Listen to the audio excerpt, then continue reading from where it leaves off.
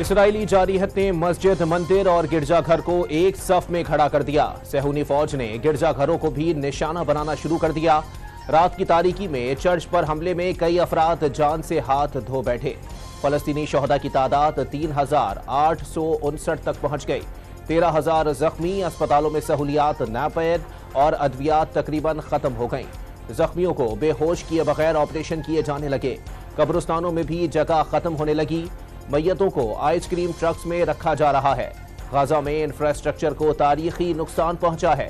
25% عمارتیں اور 98,000 سے زائد رہائشی یونٹس تباہ۔ اسرائیلی فوج نے 17 اسپتالوں اور 23 ایمبولینسز کو نشانہ بنایا۔ اقوام متحدہ نے رپورٹ جاری کر دی۔ اسرائیل نے غزہ میں خون کی ندیاں بہانے کی ٹھان لی۔ افواج کو زمینی کارروائی کے لیے گرین سگنل دے دیا۔ توپ خانے اور جدید اسلحے سے لیس ہزاروں فوجی پیش قدمی کے لیے الرٹ۔ بختر بند گاڑیاں لے کر امریکی کارگو طیارہ تل ابیب پہنچ گیا۔ امریکی محکمہ دفاع کا مشرق وسطی میں یمن کے ساحل کے قریب متعدد میزائل تباہ کرنے کا دعویٰ۔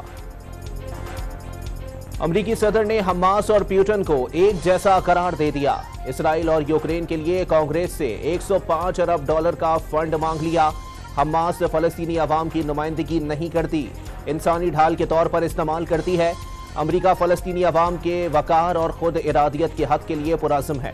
حماس دہشت گرد کارروائیوں سے اس حق کو چھین نہیں سکتی۔ فلسطینیوں کی زندگی کے المناک نقصان سے دل شکستہ ہوں۔ پرامن فلسطینیوں کو نظر انداز نہیں کر سکتے، جو بائیڈن کا بیان۔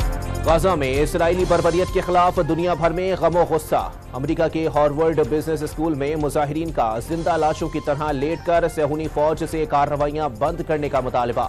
پیرس میں پابندی کے باوجود فلسطین کے حق میں مظاہرے۔ برازیل میں بھی شدید احتجاج۔ ترکیہ میں سینکڑوں افراد نے فلسطینی پرچم تھام لیا۔ بحرین میں مظاہرین کا اسرائیلی سفارت خانے پر دھاوا۔ تہران میں خواتین نے اقوام متحدہ کے دفتر کے باہر جمع ہو کر فلسطین سے یکجہتی کا اظہار کیا۔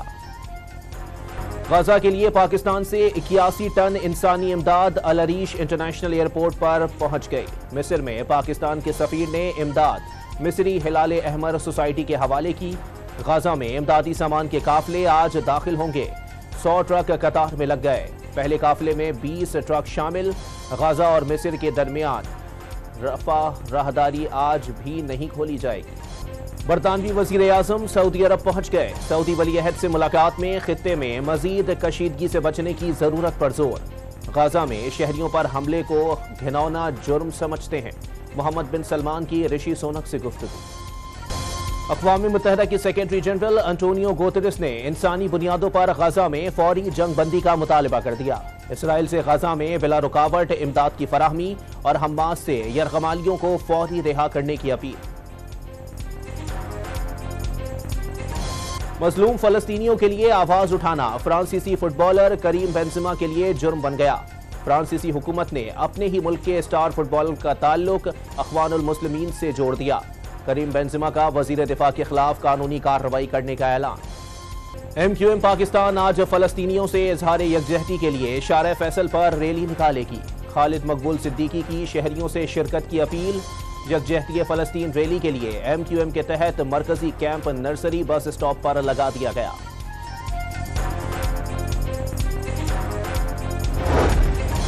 گوادر سی پیک کے تحت اہم اور تصوراتی منصوبہ ہے، نئے دور میں داخل ہو گیا۔ سنگیانگ صرف تجارتی اور مواصلاتی راہداری نہیں بلکہ دو عظیم قوموں کو جوڑنے کا باعث ہے۔ نگراں وزیر اعظم انوار الحق کاکڑ کا تقریب سے خطاب۔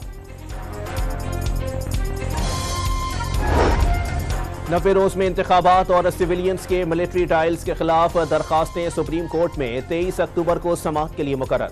90 روز میں الیکشن کی درخواست کی سماعت چیف جسٹس کی سربراہی میں 3 رکنی بینچ کرے گا۔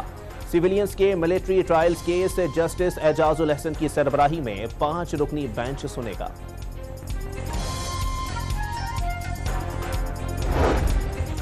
نواز شریف سعودی عرب سے دبئی پہنچ گئے، کل پاکستان کے لیے روانہ ہوں گے۔ نون لیگ نے فقید المثال استقبال کی تیاریاں کر لیں۔ طیارے کے ذریعے داتا کی نگری پر پھول برسائے جائیں گے۔ نیا پارٹی ترانہ بھی جاری کر دیا گیا۔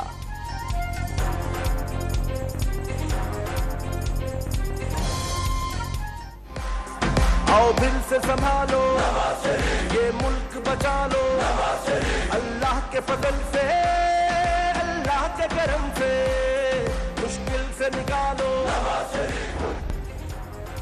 नवाज शरीफ के इस्तकबाल के लिए बलूचिस्तान भर से लीगी कारकुनान के काफले लाहौर के लिए रवाना। 50 गाड़ियों पर मुश्तमिल काफला सिब्बी से जाफराबाद समेत दीगर शहरों से होता हुआ लाहौर पहुंचेगा।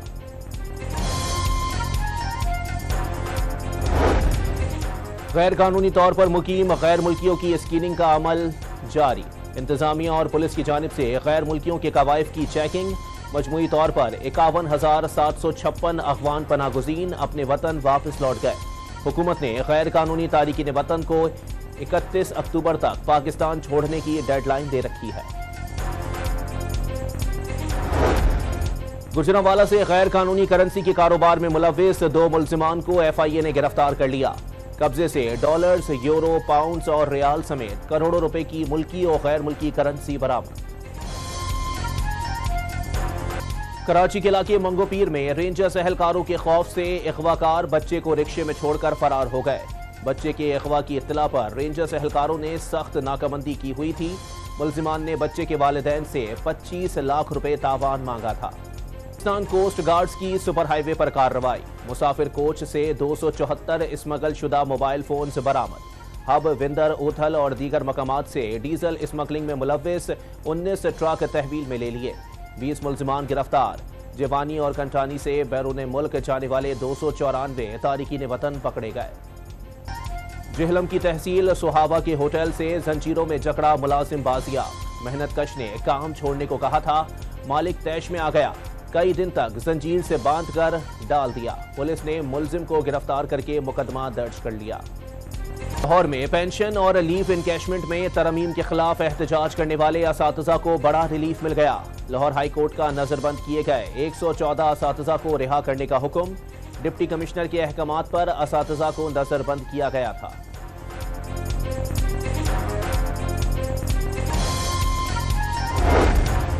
खैबर पख्तूनख्वा में सेहत कार्ड पर अस्पतालों में मुफ्त इलाज की सहूलत आज से बंद हो गई। इंश्योरेंस कंपनी ने पैनल पर मौजूद तमाम अस्पतालों को नए मरीजों के दाखिले से रोक दिया।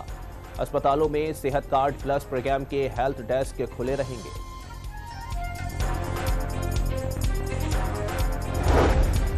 CDA में ग्रेड 1 से 16 तक भर्तियों पर पाबंदी आए। CDA के जेर इंतजाम तमाम प्रोजेक्ट्स पर इत्तलाक होगा। वजीर आजम असिस्टेंट पैकेज मुलाजमीन को पाबंदी से इस्तिस्ना हासिल होगा। नोटिफिकेशन जारी कर दिया गया।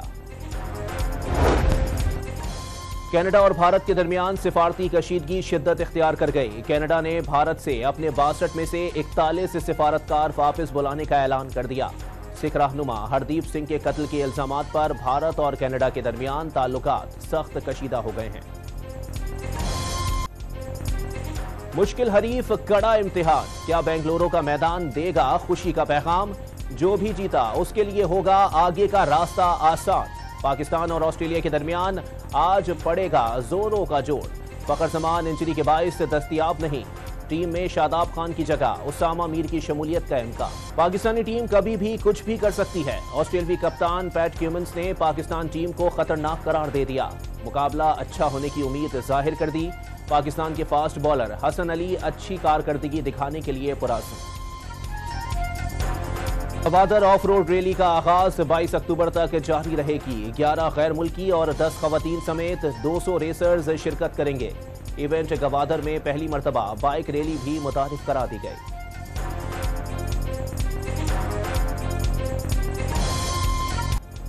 और लाहौर में 2 रोजा याद सलामत फेस्टिवल। तबले की ताल और हारमोनियम के सुरों के संग फनकारों की गायकी पर शुरका झूम उठे।